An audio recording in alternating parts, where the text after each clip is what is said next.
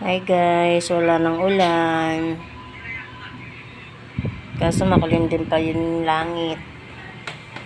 Dito naman kami sa bahay. Wala nang gagawin. Ikot ko na lang kayo dito sa bahay. Punta tayo dito sa third floor namin. Ito. Punta tayo dito sa veranda namin. Ayan, tinan nyo, umaraw na. Ito pala yung lutuan namin na mahal na mahal namin yan.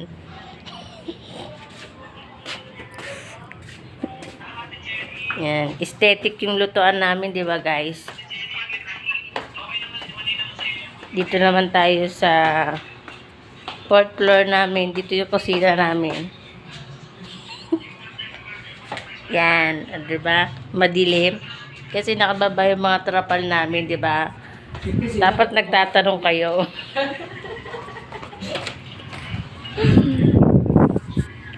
So, dito na naman tayo sa ano namin sa tawag dito sa sofa bed. Ayan, sofa bed to. Ayan yung mahal to sofa bed namin. Natitiklop din to. Kaso hindi ko na ipapakita sa inyo kung paano tiklopin. Mahihirapan naman ako magtiklop. So, yun lang guys. Bye!